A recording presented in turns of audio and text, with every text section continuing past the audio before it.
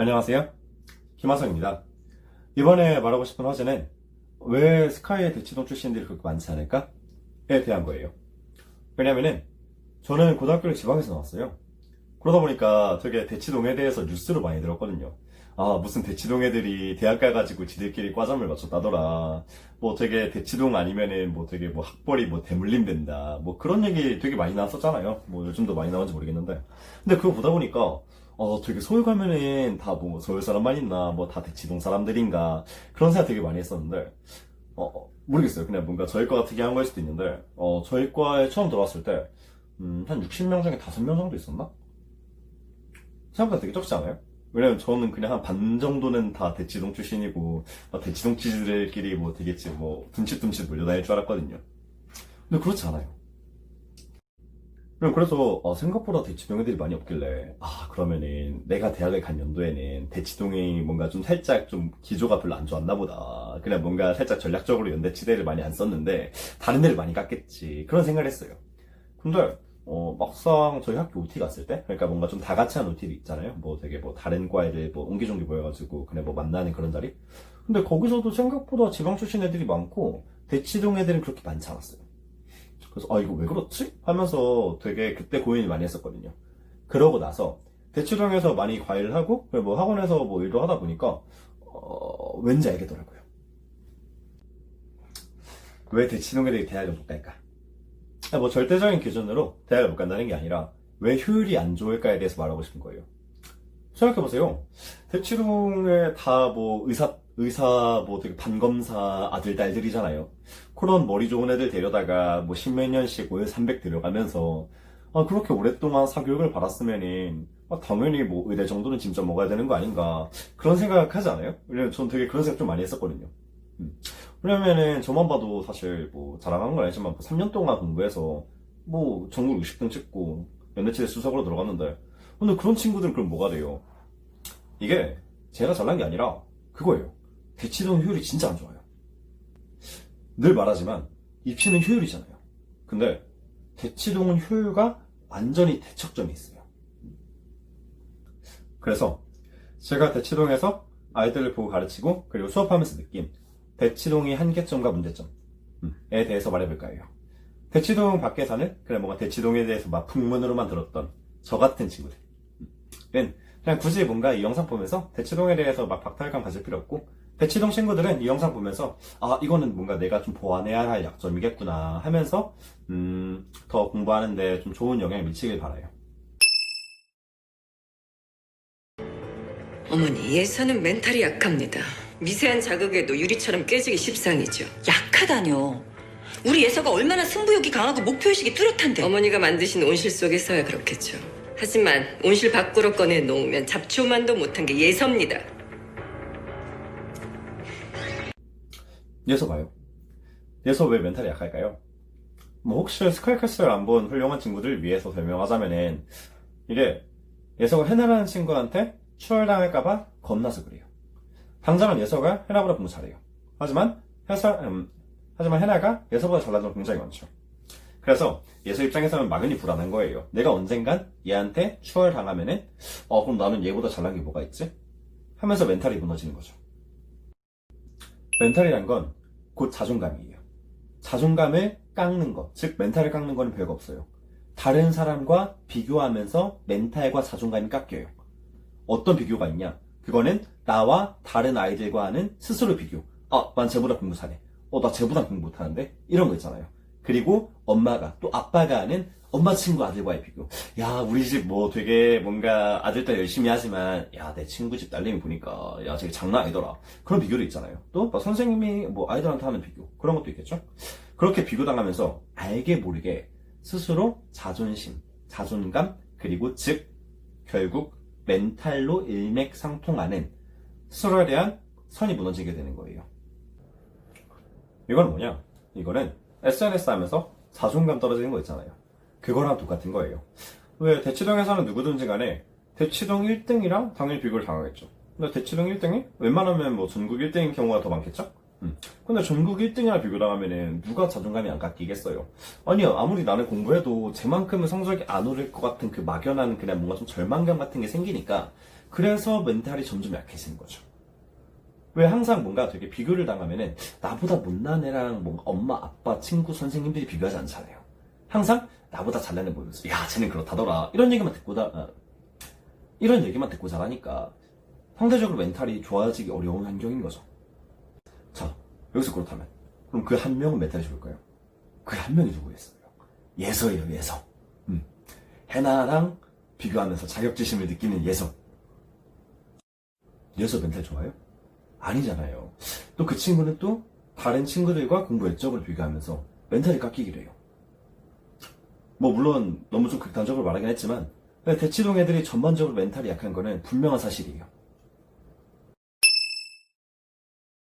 여러분, 바야흐로 대수시 시대가 도래했어요. 근데 이 수시 시대에서 대치동에서 좋은 대학 가려면 어떻게 해야 할까요? 둘 중 하나예요, 방법은. 첫 번째, 전교 1등을 매번 하던가. 두 번째, 수능으로 가던가. 밖에 없죠. 대치동에서 좋은 대학 가려면 둘 중 하나를 해야 돼요. 근데 그 많은 잘난 아이들 사이에서 어떻게 매번 전교 1등을 해요? 그러다 보니까 대치동에서 웬만하면은 다 수능으로 가는 기조가 형성되는 거죠. 수능 아닌 논술. 논술까지 포함하면은 수능으로 갈 수 있는 바운더리가 한 60%까지 되니까. 하지만 항상 애매한 거는 중간에 있는 아이들이죠. 심적으로는 수능으로 가야 되는 거 알고 있지만 그냥 마음 한 줄기 다들 수시가 중요하고 뭐 되게 뭐 학종으로 들어가는 꿀이라니까 마음속 한 줄기 내신에 대한 미련을 놓지를 못해요. 대부분 그래요. 근데 대치동에서 내신 분명하는 거 다른 학교는 좀 달라요. 왜냐면은 학원 바이 학원으로 그냥 뭔가 좀 학교별 분석이 다 돼 있고 그리고 그 분석된 거를 완벽하게 통째로 암기해야 되니까 거의 대치동에서 내신 준비하는데 한 시험에만 한 달 정도 잡아먹거든요. 근데 한 시험에 한 달이면은 1년에 4번 보죠. 그러면은 1년에 4달을 넘게 내신 때문에 잡아먹는 거예요. 그렇게 공부하는 내신 문제. 다른 학교는 뭐 되게 학교마다 다르겠지만 아무래도 좀 고등학교 내신 같은 경우에는 수능이나 연관성 있게 좀 모의고사에서 출제하는 경향이 좀 많아요. 근데 대치동에서 그렇게 문제 내면 변별력이 어디를 가요. 변별력이 중요한데 내신인데 줄 세워야지. 그래서 대치동 내신은 수능에 별로 도움이 안 돼요. 대치동 내신이 도움이 되는 곳은 그냥 한 20, 30년 전에 90년대 일본 입시 정도. 동경대 입시 문제 막 그런 거 가져다가 무슨 더 이상 말하지 않을게요. 그리고 아까 말했듯이 대치동 애들이 멘탈이 약하다고 했잖아요. 그렇게 멘탈이 약한 아이들을 중점적으로 대치동 입시 헬게이트가 되는 거죠. 어디 막 드라마, 뭐 입시 드라마에서 대치동 굉장히 아름답고 막 분위기 좋게 그리는 거 본 적 있어요? 아니잖아요. 전반적으로 대치동 항상 우중충하고 우울한 분위기가 만연해요. 그렇게 울면서 공부하면 안 돼요. 공부도 웃으면서 해야 돼요.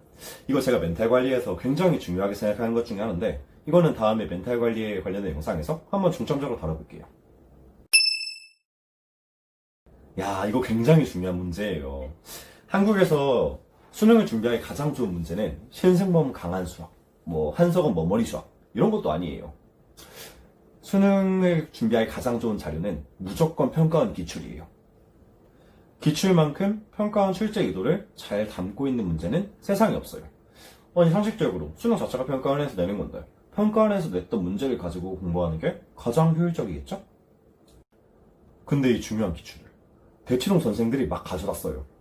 그냥 애들 앞에 한 20명, 30명, 뭐 100명, 뭐 200명, 뭐 현강 이런 데서 뭐 그냥 말도 안 되게 앉혀놓고 누가 더 까리하게 깔쌈하게 푸나 자랑질하고 앉아있죠. 그거 보면서 애들은 막 좋다구나 하면서 오 개쩐다 개멋있다 저렇게 부는 거구나 하면서 앉아있어요. 그게 말이나 되는 상황이에요. 그 상황에선 분노하고 분개해야 돼요. 내 소중한 기출을 지들 자랑질하는 데 쓰는 거에 굉장히 화를 내야 되는 부분이에요. 왜냐면은 여러분 기출 여러분들 세금으로 만드는 거예요. 여러분들이 막 삼각김밥 먹고 컵라면으로 끼니 때우면서 막 그냥 뭐 되게 편의점에 결제하면서 나오는 세금 있죠. 그런 거 한 푼 두 푼 모아서 기출문제 만드는 거거든요. 여러분 수능 한번 치르는데 예산이 380억이 잡혀있어요. 근데 수능 5과목이죠. 국어, 영어, 수학, 탐구, 외국어. 그렇게 5과목에서 380억씩 나눠가지면 76억이잖아요. 그럼 수학에서 30문제 나오면 수학 한 문제 2억짜리 문제예요, 여러분. 2억짜리 문제를 대치동 강사들이 자랑질하려고 앞에서 부는 거에 화를 내야죠. 그거 보고 그냥 넘길 문제가 아니에요. 이거 정말 중요한 얘기인데 기출 분석은 여러분들 스스로 하는 거예요. 누가 대신해 주는 게 아니에요. 누가 대신한 기출 분석 달달 외워봤자 그 사람들이 여러분 대신 들어가서 수능 풀어줄 거 아니잖아요. 그렇지 않은 이상 아무 의미 없어요. 제가 생각하는 대치동 애들이 의대치대 진학률 낮은 이유가 여기에 있어요.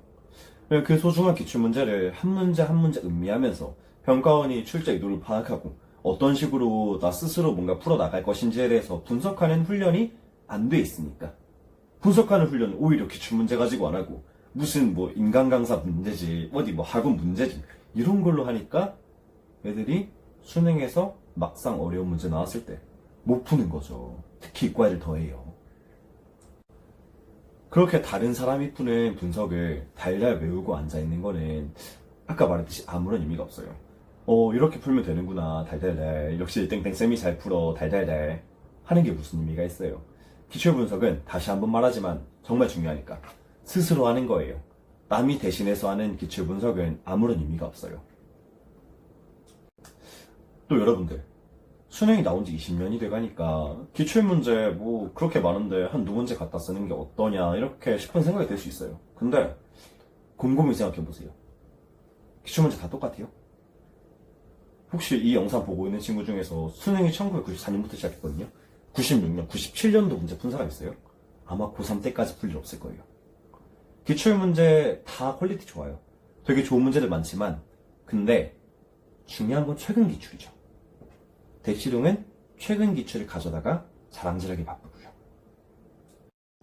옛날 문제들 퀄리티가 낮진 않지만 지난 20년 동안 출제 기조와 난이도는 꾸준히 변해왔어요. 단적인 예로 21년 수능을 보는 이제 고등학교 2학년 친구들 예를 들어볼까요? 고2 친구들 이번에 수능 바뀌죠. 그러면은 그 수능에 관련된 기출문제 뭐 있죠? 예비고사 하나 그리고 6평, 9평 2개 합쳐서 3개밖에 없어요. 내가 해당되는 수능에 관련된 기출문제가 생각만큼 많지 않을 수도 있어요.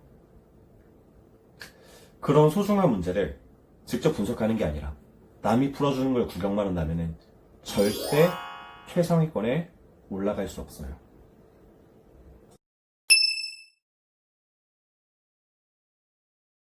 그리고 마지막으로 수능 볼 때의 멘탈에 대해 설명할게요. 수능 볼 때 어떻게 보죠? 국영수탐 순서대로 보죠. 국어 본 다음 수학 보고 수학 본 다음 영어 보고 영어 본 다음 탐구 보죠.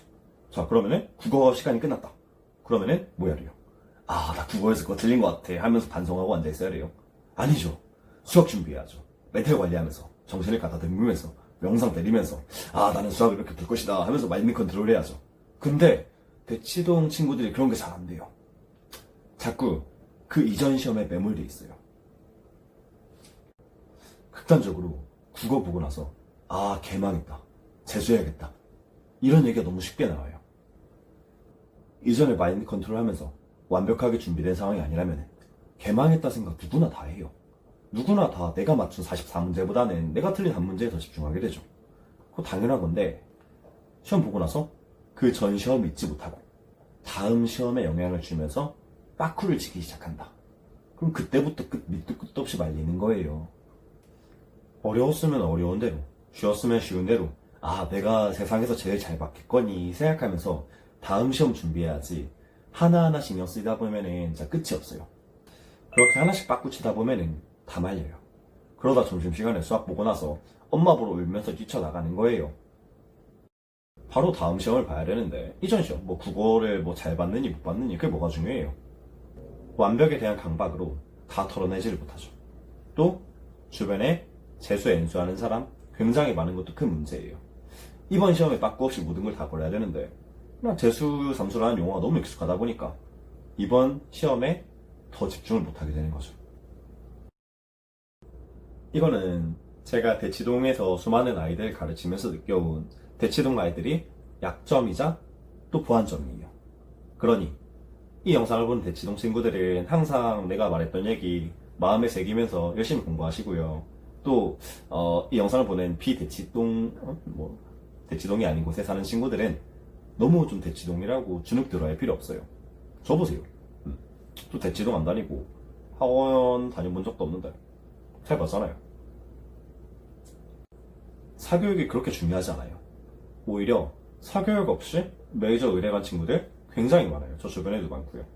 그러니까 뭐 뉴스에서 나오는 뭐 대치동 안 가면 대학 못 간다더라, 뭐 그냥 대치동에서 뭐 무슨 뭐 수업을 들어야 뭐 어떻게든 뭐 되게 좋은 데 간다더라, 그런 뭐 집어대는 얘기 너무 그냥 마음에 새기지 마시고요. 그냥 하던 대로 꾸준히 하는 게 오히려 더 강점이 될 수 있어요. 영상 봐주셔서 감사합니다.